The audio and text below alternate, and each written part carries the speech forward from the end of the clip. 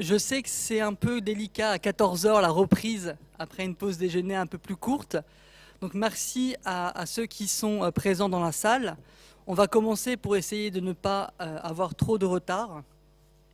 Donc j'ai le plaisir d'animer cette quatrième session. Je regarde trop Netflix, ça c'est de ma faute. La session numéro 4 des métadonnées aux nouvelles pratiques scientifiques et culturelles, où nous avons le plaisir de recevoir Johanna Daniel, Fabienne Martin-Adam et Benoît Dehaye, que je présenterai au fur et à mesure des interventions. Je vais prendre 2-3 minutes pour faire un petit avant-propos pour ce que moi j'interprète sur ces nouvelles pratiques scientifiques et culturelles que promeut l'ouverture des données. Je vais avoir 2 axes qui vont être repris sur les 3 interventions et qui pourraient faire office de questions, d'objets de questions pour la discussion. Donc très rapidement, ce que moi je relève en tant que professionnel, c'est qu'on voit qu'il y a de nouveaux enjeux dans les projets de recherche qui articulent les GLAM et les projets de recherche, notamment dans la fourniture de services éligibles entre eux pour les utilisateurs finaux. Et à ce titre, il y a 2 expériences intéressantes actuellement.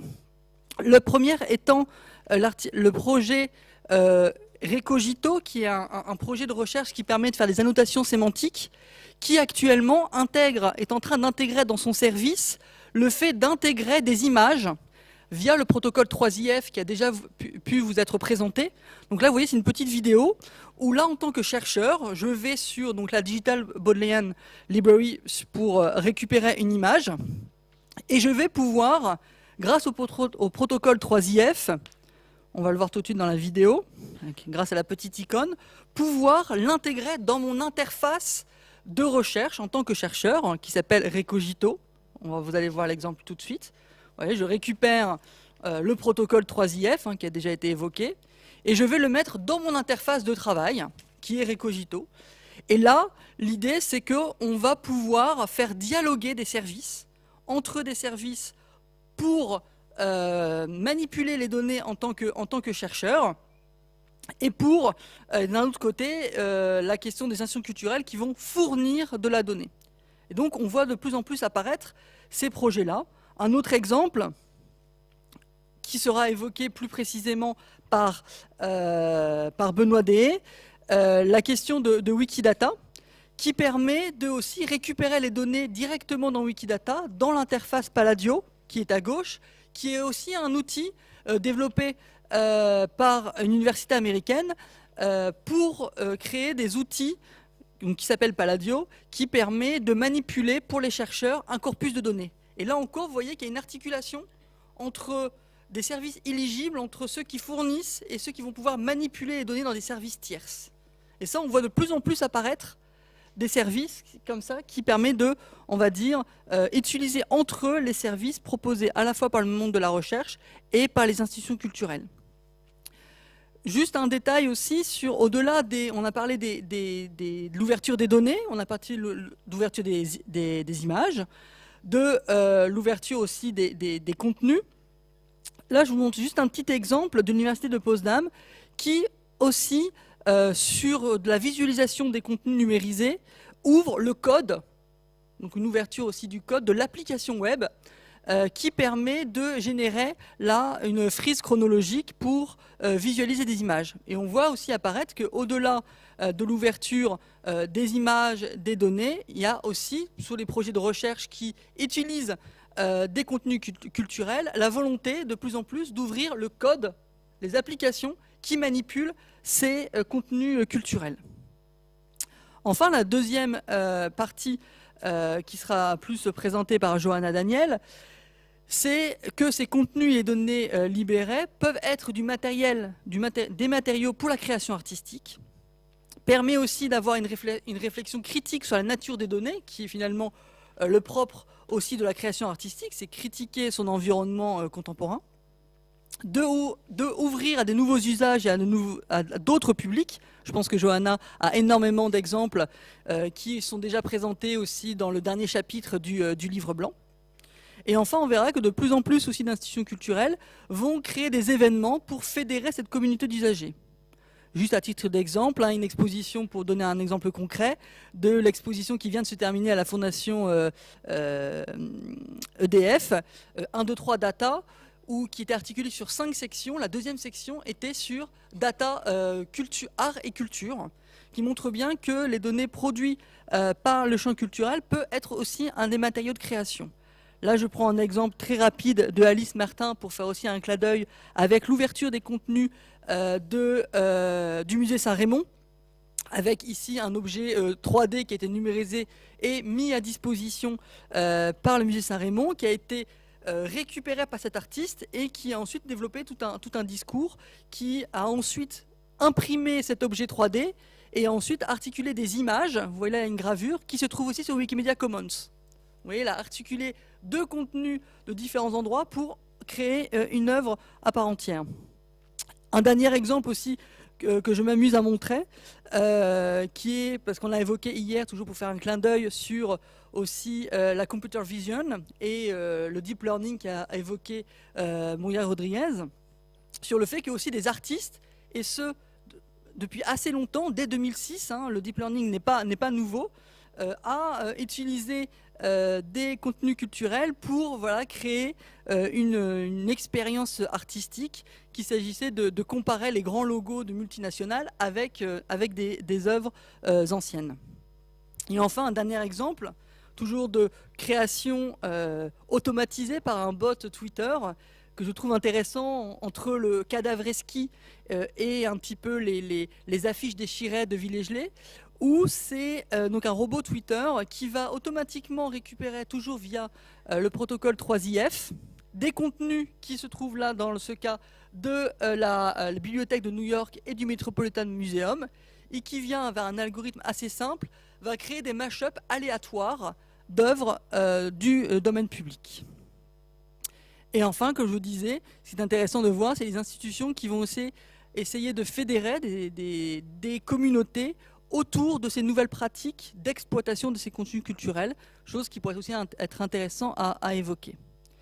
Je vais laisser donc la parole à Johanna Daniel, qui a plusieurs casquettes, qui est chargée de projets au sein du projet Images Usage, qui nous réunit tous aujourd'hui, mais également consultante indépendante en valorisation du patrimoine au sein d'une coopérative, si je ne me trompe pas, et enfin une blogueuse culturelle, et notamment autrice de Dorion en aéroplane, si je ne me trompe pas du nom, et qui est également engagée dans différents projets, notamment de la sphère Wikimedia. Merci beaucoup. Merci Antoine. Oui, c'est bon, il marche, oui. Bonjour à tous. Donc, je vais faire une petite intervention sur les recréations sociales. Comment les internautes exploitent-ils les contenus mis à leur disposition? Alors, je vais parler avec 2 casquettes. Dans un premier temps, la casquette projet image usage. Je vais vous présenter le dernier chapitre, le chapitre 5 du rapport. Et puis après, je prendrai ma casquette de militante et de blogueuse pour vous parler des usagers et de ce qu'ils attendent des institutions. Jusqu'à maintenant, dans le colloque, nous avons beaucoup parlé des besoins pour la recherche et l'édition et l'enseignement, des besoins qu'ont les historiens de l'art, les éditeurs, les enseignants en images d'art. Ce sont des usages que dans les musées, dans les institutions culturelles, nous considérons comme légitimes. On a vu qu'ils étaient entravés, mais je pense qu'on est tous d'accord que ce sont des usages légitimes. Moi, je vais vous parler d'usages qui ne sont pas toujours considérés comme légitimes, ceux du grand public. Quand les gens s'emparent, en dehors du cadre de la recherche, du cadre de l'enseignement, de l'édition, des images et ce qu'ils vont en faire. Là, vous avez à l'écran quelque chose qui défile, c'est une capture d'écran de Pinterest, ce réseau social où les gens peuvent épingler des images. Donc en gros, c'est comme un tableau, et quand vous trouvez une image qui vous intéresse sur Internet, eh bien, vous l'ajoutez à votre tableau, ce qui permet de retrouver facilement l'image. Et là, j'ai fait une recherche sur livres et peinture. J'ai trouvé un tableau qui était un tableau de Rembrandt, et à partir de là, Pinterest m'a proposé des centaines et des centaines et des centaines d'images. Ces images, elles ont été collectées par des utilisateurs de Pinterest qui les ont rangées dans leur tableau. On va reparler de cette pratique plusieurs fois. mais elle illustre la soif de contenu, la soif d'image qu'ont les internautes et de ce qu'ils peuvent en faire, les rassembler, faire de la curation en fait de ces contenus. Alors, dans le cadre du projet Image Usage, nous avons consacré la cinquième partie du rapport, le 5e chapitre, aux appropriations et pratiques créatives. On a essayé de faire un petit peu un tour d'horizon des pratiques autres que celles des historiens de l'art autour des images mises à disposition. Vous pourrez donc feuilleter ou lire complètement le rapport et découvrir les quelques exemples que nous avons sélectionnés. J'en ai repris quelques-uns pour cette présentation. Et alors, j'ai dû faire un choix, c'était très dur. Et je sais que dans la salle, il y a un certain nombre de personnes qui portent des projets qui sont dans le rapport, mais qui ne seront pas dans la présentation. Il a fallu faire ces choix-là. Alors, on va commencer avec quelque chose d'assez simple que tout le monde connaît. Quand les musées mettent à disposition les œuvres sur Internet, on sait qu'elles sont reprises pour illustrer des blogs, pour partager sur les réseaux sociaux.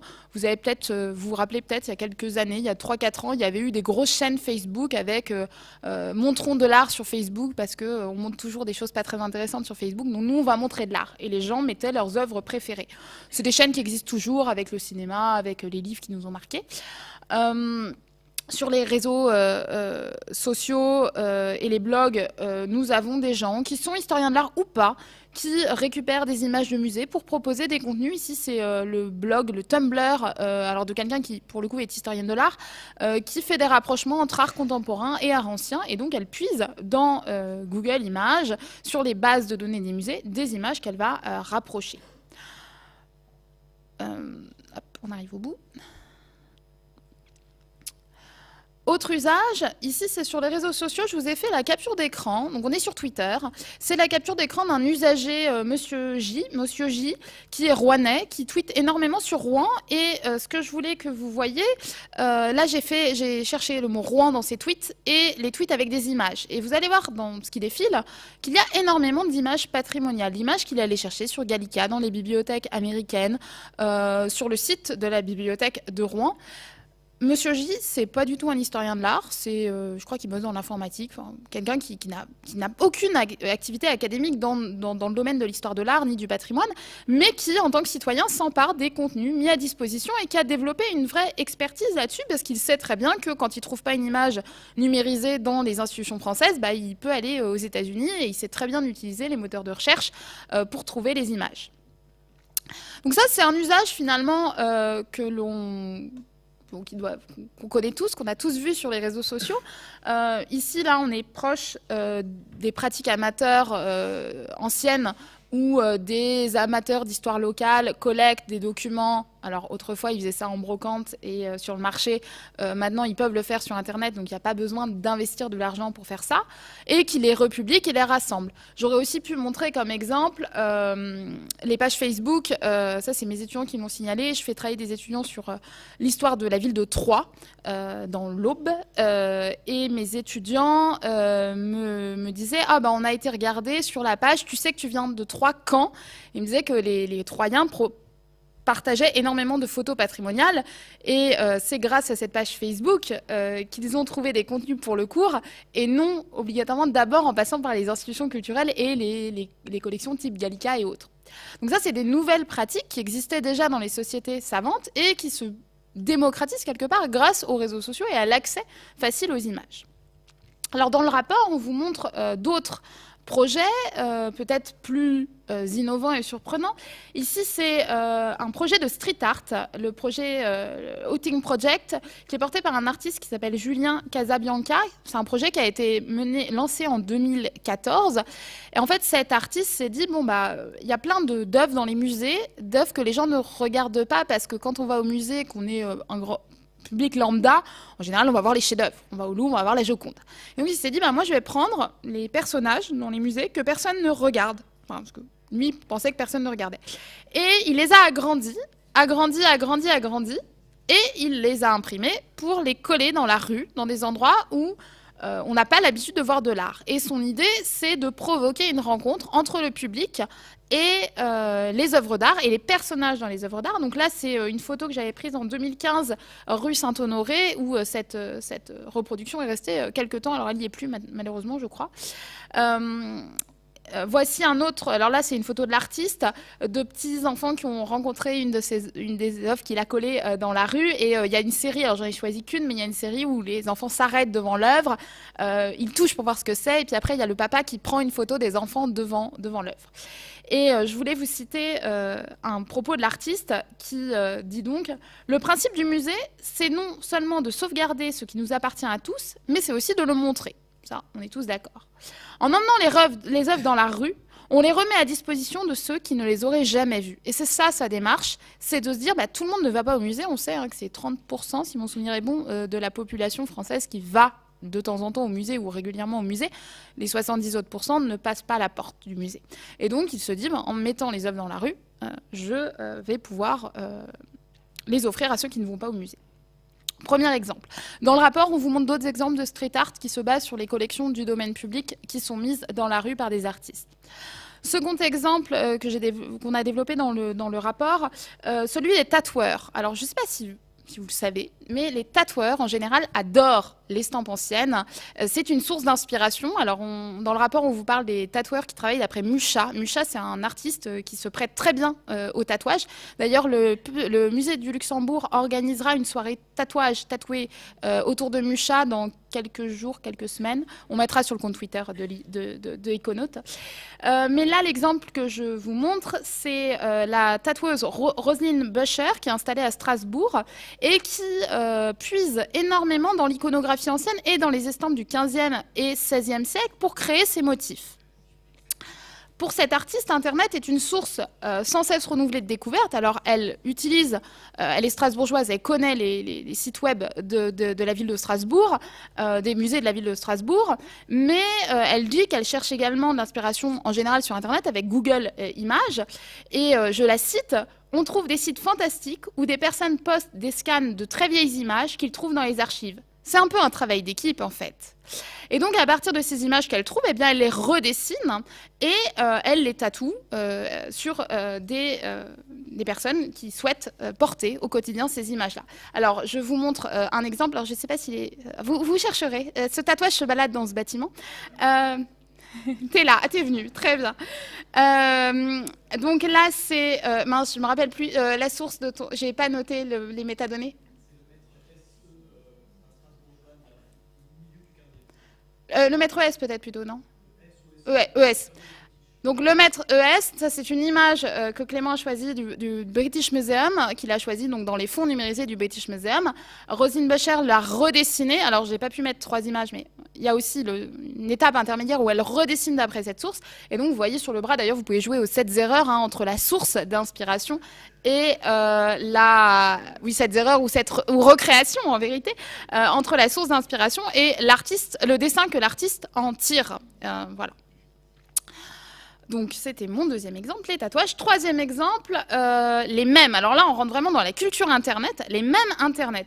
Alors, je ne sais pas si tout le monde sait ce que c'est qu'un mème Internet. Un mème Internet, c'est une image ou un contenu qui va être diffusé de façon virale sur Internet, réutilisé, recréé par les internautes, associé à du texte ou non, pour diffuser une image, une idée, un état d'esprit.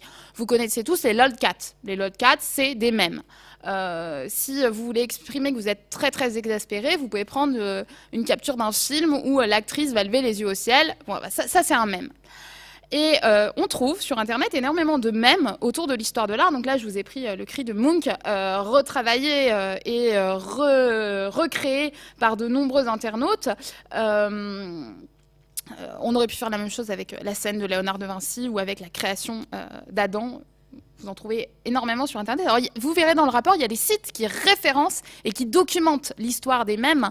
Je vous donne un autre exemple parce qu'en général, les mèmes Internet basés sur l'histoire de l'art, c'est des œuvres très, très, très connues. Mais il y a aussi des œuvres beaucoup moins connues du grand public. Ici, vous avez une œuvre de Joseph Ducreux, un autoportrait du XVIIIe siècle, qui a un mème qui circule depuis très longtemps sur Internet, qui a commencé dans les forums de discussion. Et en fait, cette image est souvent associée à des paroles de rap réécrites de façon archaïque. Et en gros, l'humour là-dedans, c'est la distance entre le texte, le contexte et l'idée à diffuser. Et en général, vous pouvez utiliser cette image pour vous moquer de quelqu'un qui, par exemple, va parler de manière pédante, alors qu'on est dans un contexte de discussion, je sais pas moi, sur un truc de culture pop très répandu. Là, c'est intéressant parce que ça montre comment, finalement, les internautes se réapproprient les images d'histoire de l'art en sortant du discours qu'on a dans les musées. Et finalement, cette image, elle est très connue. Alors que l'œuvre, moi, je ne sais même pas dans quel musée elle est, cette œuvre. Elle est au Louvre ? Je vais me faire gronder.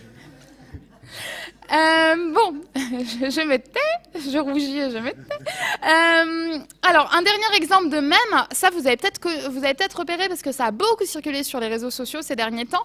C'est le kit de construction de vos propres tapisseries de Bayeux. Donc en fait, ça c'est un projet qui est né en 2003 sur Internet, qui a été très très diffusé sur les forums à l'origine. C'est un développeur allemand, alors j'ai oublié son nom, qui avait récupéré des éléments de la broderie de Bayeux. Donc il fallait des reproductions quand même d'assez bonne qualité, et qui propose une petite interface où vous pouvez créer votre propre tapisserie de Bayeux et écrire votre texte, votre petit commentaire. Donc là, vous remarquerez que j'ai fait un résumé de ces 2 jours. Donc vous pouvez y aller, hein, c'est sur GitHub, et vous pouvez faire votre petit mème à partir d'éléments de la tapisserie de Bayeux pour raconter une histoire. Alors je vous ai fait une sélection de ce qu'on trouve sur Internet, parce qu'il y a un compte Twitter très célèbre qui s'appelle Les Belles Tapisseries Autogérées et qui commente l'actualité politique à partir d'éléments de la tapisserie de Bayeux. C'est une manière, hein, pour le public de se réapproprier à la fois un élément de notre héritage commun et l'actualité. Alors là, je vous ai mis 2 exemples, mais si vous allez sur Twitter, vous allez en voir des centaines et des centaines et des centaines auxquelles vous pouvez contribuer. L'idée là, c'était de faire un petit tour de ce que les gens pouvaient faire avec les images qu'on met à disposition en dehors du champ de l'histoire de l'art, en dehors du champ de la recherche. Donc je vous invite à lire dans le rapport, hein, il y en a d'autres. J'espère que ça vous amusera et que ça éveillera vos sens et que ça donnera de l'enthousiasme à partager encore plus d'images. Maintenant, je vais me poser avec vous la question de la légitimité de ces pratiques. Ces exemples que j'ai présentés, est-ce qu'ils sont moins légitimes que ceux de la recherche? Est-ce que l'institution doit les encourager ou au contraire doit-elle les freiner? Est-ce que ça présente des risques pour l'institution? Moi, je pense que non. Emmanuel, ce matin, a dit « le musée doit servir le public ». Et quelque part, en laissant faire ça, on sert le public parce qu'on répond à une demande d'image et on permet aux gens de s'approprier les images.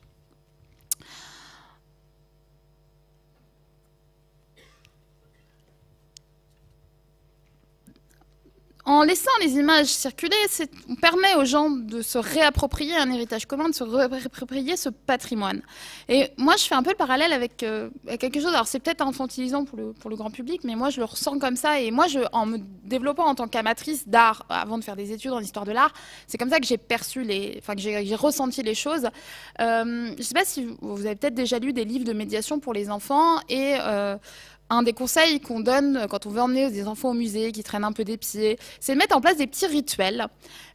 Typiquement, un rituel qui est souvent donné, c'est le cadeau de la carte postale à la sortie du musée. Vous emmenez vos enfants 1 heure ou 2 au musée, puis pour que ça reste un bon souvenir et pour que l'enfant garde ce bon souvenir de la visite, on lui offre une carte postale, ça coûte 1 euro, et il choisit la carte postale qu'il va garder. C'est une manière de s'approprier ce qu'il a vu, d'en emmener une partie à la maison.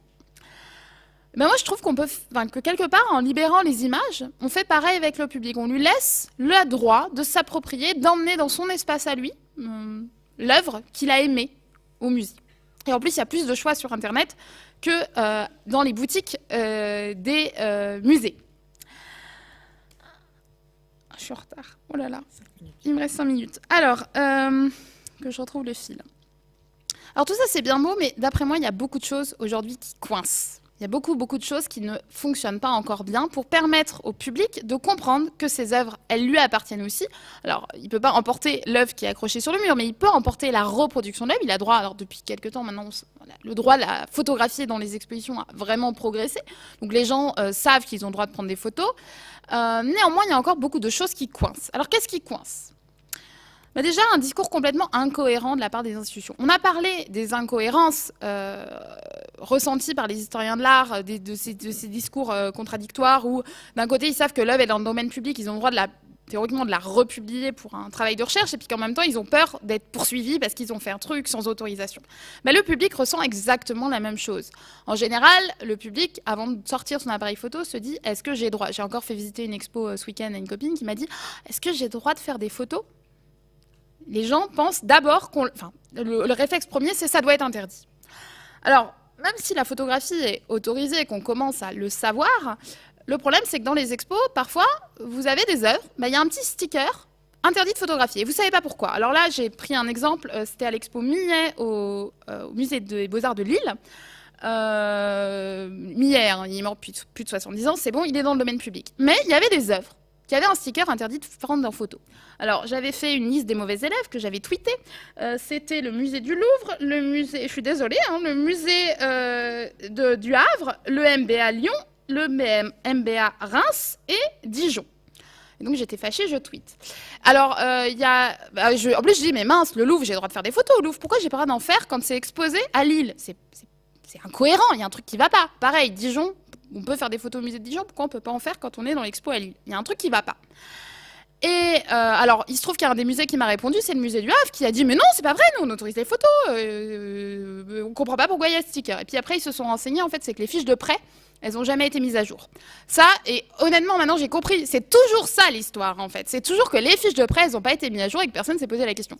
Et en fait, quelque part, on embête le monde en tweetant ça, mais c'est comme ça que maintenant, le MBA, du Havre, ils ont changé leurs fiches de prêt.